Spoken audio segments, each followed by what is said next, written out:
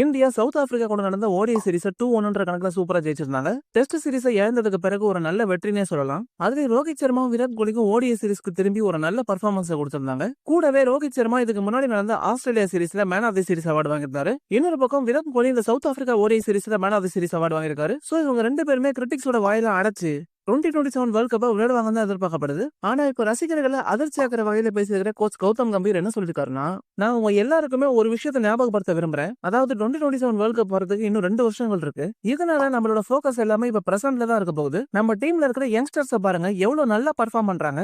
அதுலயும் ருத்ராஜ் கைக்வாட் செகண்ட் ஓடியில சூப்பரா செஞ்சுரி போட்டிருந்தாரு. அவருக்கு கொடுக்கப்பட்ட வாய்ப்பை 2 கையால வாரி அணைச்சிட்டாரு. இவர் மட்டுமா ஜெய்ஸ்வால பாருங்க எல்லா ஃபார்மேட்லயுமே விளையாடுறதுக்கான பொட்டன்ஷியல் அவர்கிட்ட இருக்கு. நம்ம டீம்ல யங் டேலண்ட்ஸ் நல்ல சூப்பரா வளர்றாங்க. இதனால ஃபியூச்சர் ஆப்பர்ச்சுனிட்டிஸ்ல யங்ஸ்டர்ஸ்க்கு தான் அதிகமா போகணும். சோ காம்படிஷன் ரொம்பவே இன்டென்ஸா இருக்க போகுது. இதனால வேர்ல்ட் கப்ல விளையாட போறதுக்காக யாரோட பிளேஸுமே கேரண்டி கிடையாது. எக்ஸ்பீரியன்ஸ்டு பிளேயர்ஸா இருந்தாலும் எமர்ஜிங் டேலண்டோட போட்டி போட்டுதான் ஆகணும். அதனால 2027 வர வரைக்கும் எதுவுமே உத்தரவாதம் கிடையாதுன்னு கௌதம் கம்பீர் ரோஹித் சர்மாவுக்கும் விராட் கோலிக்கும் மறைமுகமா ஒரு வார்னிங்க கொடுத்திருக்காரு. சோ மக்களை இவங்க ரெண்டு பேருமே 50 ஓவர் வேர்ல்ட் கப் விளையாடுவாங்கன்னு நினைக்கிறீங்களா? கமெண்ட் செக்ஷன்ல சொல்லுங்க. அப்படியே நம்ம வீடியோஸ் எல்லாம் பிடிச்சிருந்தா லைக்கும் சப்ஸ்கிரைபும் பண்ணி சப்போர்ட் பண்ணுங்க.